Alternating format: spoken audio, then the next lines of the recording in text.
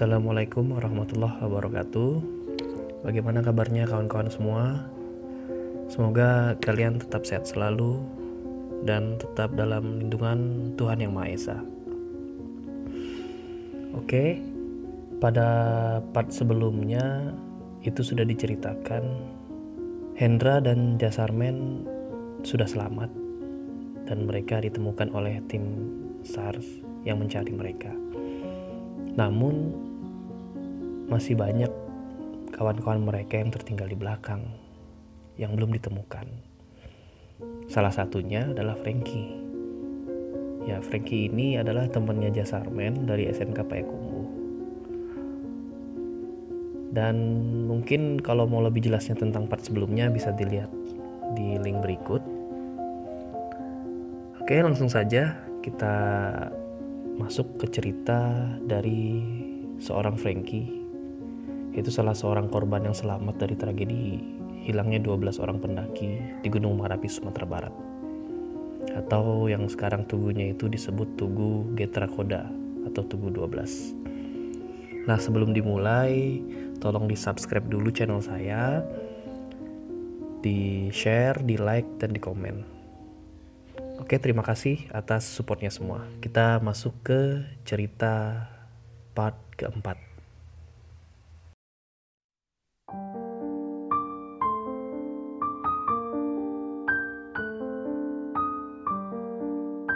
Sebenarnya aku diajak sepupuku Jasarmen untuk mendaki Gunung Merapi pada hari Sabtu, yaitu pada tanggal 13 November 1999.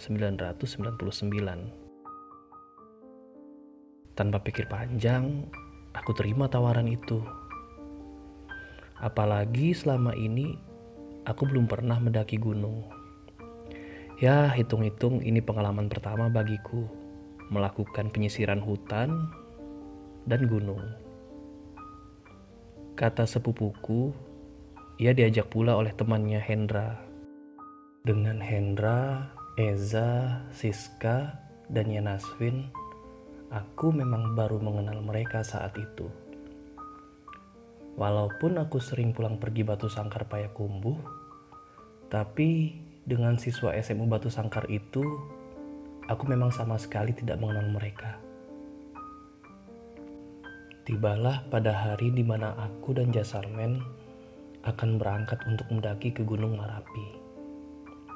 Namun, sebelumnya sepupuku Jasarmen sudah membuat janji dengan Hendra beserta kawan-kawannya untuk berkumpul di Terminal Jati sebelum menuju ke Pasar Kota Baru. Akhirnya, aku dan Jasarmen tiba di Terminal Jati. Di sana sudah ada Hendra, Eza, Siska, dan Yanaswin yang juga baru tiba. Dan secara kebetulan kami bertemu dengan teman-teman sepupuku yang juga siswa SMA Batu Sangkar. Saat itulah aku mengenal Delvi Ofra, Indra Sutan Gusmansyah, Natalia, Tuturi Handayani, Nova Trio Putri, serta Rahmat Hidayat, alumni SMU Batu Sangkar yang kini menjadi mahasiswa di salah satu sekolah tinggi di Kota Padang. Sehingga total rombongan kami sebanyak 12 orang saat itu. Setelah saling berkenalan dengan teman-temannya Jasarmen, kami pun langsung berangkat menuju Kota Baru menggunakan bus yang memang saat itu lumayan penuh. Kami pun tiba di Pasar Kota Baru. Sesampainya di sana, kami langsung membeli perbekalan dan logistik untuk keperluan pendakian nanti. Karena ini pertama kalinya aku ikut mendaki gunung, jadi semua kebutuhan kelompok aku serahkan kepada sepupuku yang memang sudah pengalaman dalam mendaki. Saat membeli perbekalan dan logistik, rombonganku bertemu dengan anak-anak SMU Salim Paung yang juga akan mendaki ke Gunung Merapi malam itu Dan rombongan kami pun sepakat untuk pergi mendaki bersama-sama dengan rombongan itu. Setelah dirasa cukup untuk membeli logistik dan perbekalan, kami pun melanjutkan perjalanan ke pos registrasi Gunung Marapi, jalur Kota Baru, atau yang biasa disebut Tower. Di sana, masing-masing pendaki dikenakan uang masuk sebesar Rp1.000 per kepala. Setelah melakukan registrasi dan pembayaran uang masuk, kami pun langsung melanjutkan perjalanan menuju jalur pendakian gunung pada malam itu. Cuaca dingin pegunungan saat itu turut membalut tubuhku, menemaniku menelusuri jalan ke puncak.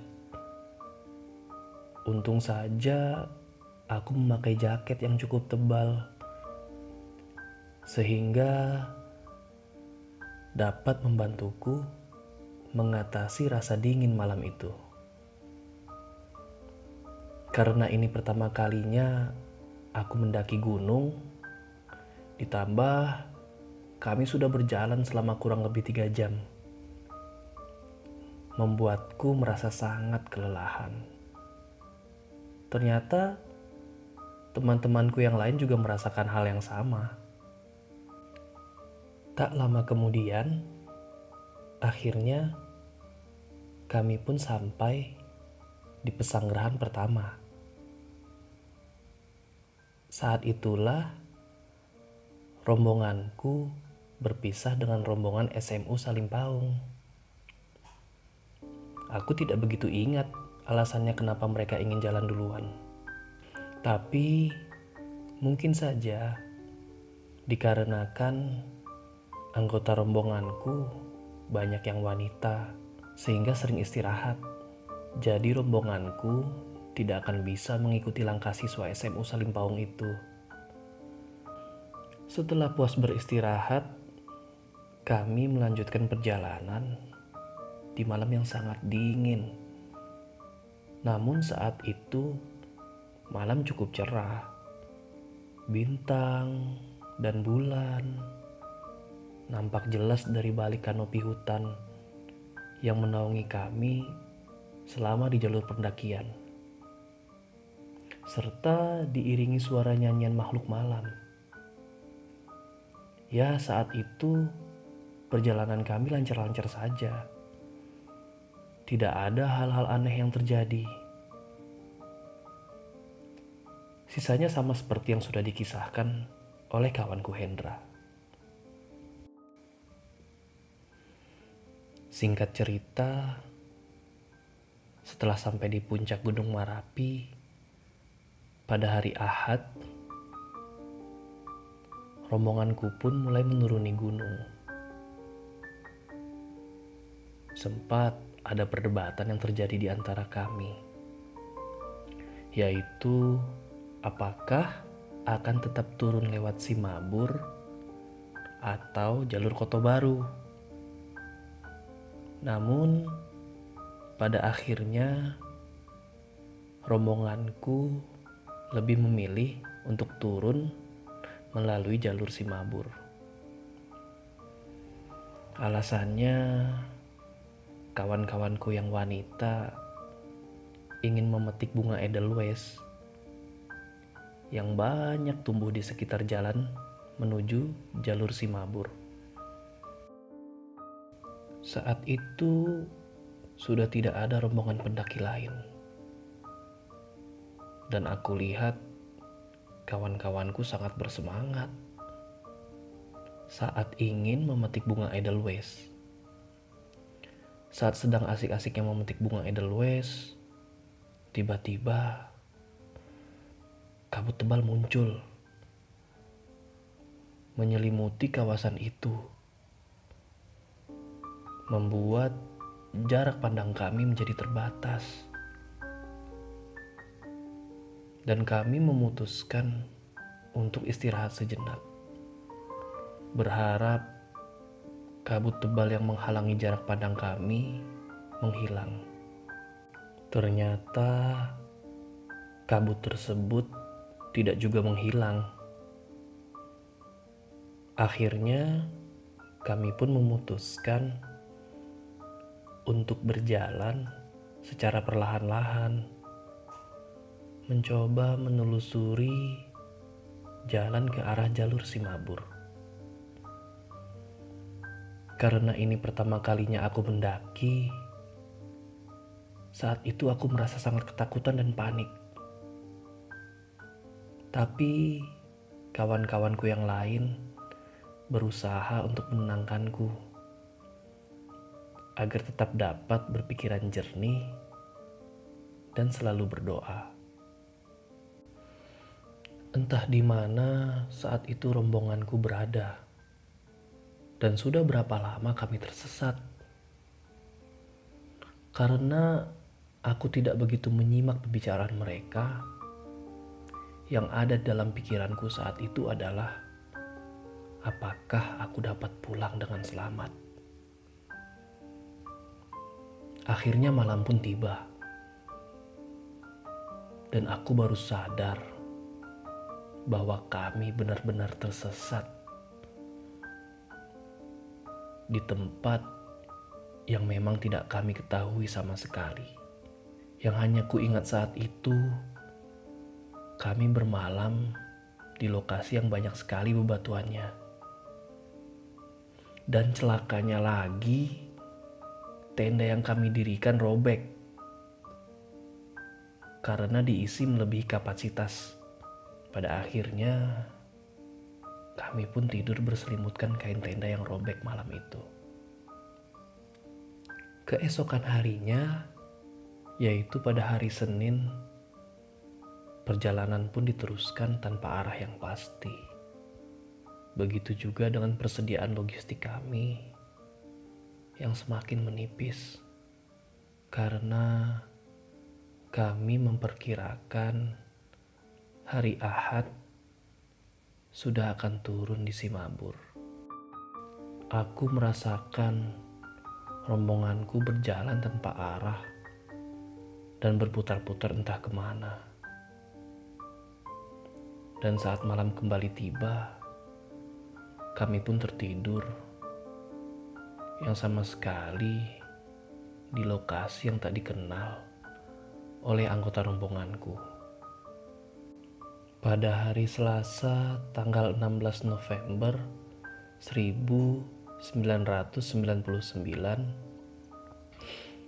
Dayat, Tuti, dan Nova bersikeras untuk turun guna mencari bantuan.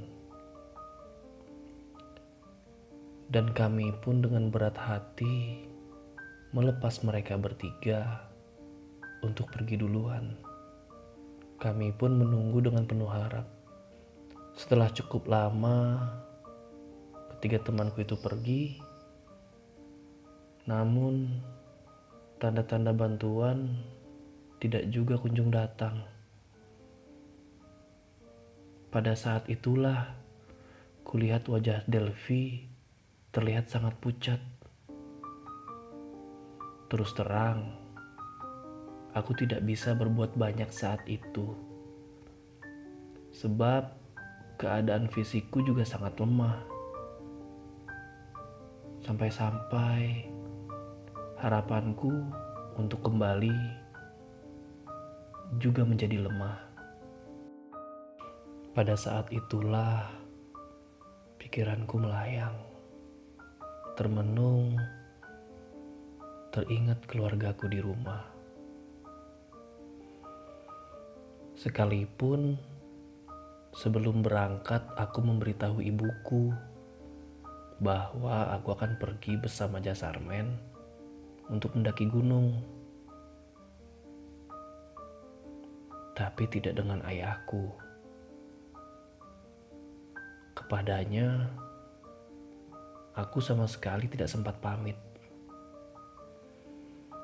Bayangku, mungkin saat ini keluargaku sudah sangat cemas.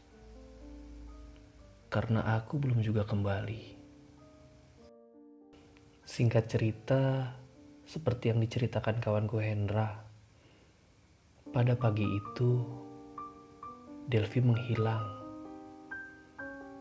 dan jasad almarhumah ditemukan oleh Jasarmen dan Hendra yang mencarinya di sekitaran aliran sungai dekat lokasi kami beristirahat. Saat itu pikiranku jadi semakin kacau. Kalau sekarang Delvi, besok siapa lagi? Begitu kira-kira dalam benakku. Kemudian giliran Hendra, Jasarmen, dan Indra yang berangkat untuk mencari bantuan. Aku pun terpaksa menunggu di samping jasad kawanku Delvi. Saat itu, kulihat Yanaswin tampak melemah dan kaku di atas pangkuan Siska. Seketika, aku pun dikagetkan oleh tangisan Siska yang mengatakan Yanaswin mungkin sudah meninggal. Mendengar itu, rasa takut dan putus asaku kembali muncul. Bahwa mungkin selanjutnya adalah diriku. Dan pada hari Sabtu, tanggal 20 November 1999, saat aku membuka mata, terbangun dari tidur lelahku, aku melihat tim SAR dari jarak sekitar 20 meter yang terpana melihatku. Salah seorang dari mereka bertanya, "Dik, apa kamu rombongan yang tersesat?" Aku pun menjawab, "Iya bang." Kemudian aku didekati dan dievakuasi ke pos di Cadas. Karena licinnya jalan dan cuaca yang kurang baik, aku baru dapat ditandu pada hari Ahad 21 November 1999. Barulah pada hari Senin sore, tanggal 22 November 1999, aku dibawa ke Rumah Sakit Ahmad Muhtar yang diiringi oleh keluargaku. Sekarang, kalau ada yang mengajakku untuk naik gunung lagi, mungkin aku akan berpikir 2 kali. Karena trauma yang kualami hingga sekarang masih hangat di pikiranku. Baik, terima kasih teman-teman semuanya. Mungkin itu akhir dari kisah Frankie, salah seorang yang selamat dari tragedi hilangnya 12 orang pendaki di Gunung Merapi. Semoga dari kisah tersebut ada hikmah yang dapat kita ambil. Nah, dan selanjutnya masih ada part yang kelima, yaitu yang dituturkan oleh salah seorang yang selamat juga, yang bernama Sultan Indra Gusmansyah atau yang bernama Indra, yang dimana dia bertiga bersama Jasarmen dan Hendra pergi mencari bantuan. Namun karena dia cedera, dia pun memilih untuk tinggal di dekat air terjun. Nah, selanjutnya adalah kisah tentang dia. Terima kasih bagi teman-teman yang sudah mengikuti cerita ini. Jangan lupa subscribe, di-share, dan di-like videonya jika memang bermanfaat untuk kalian. Next, insya Allah akan kita lanjutkan di part yang kelima. Assalamualaikum warahmatullahi wabarakatuh.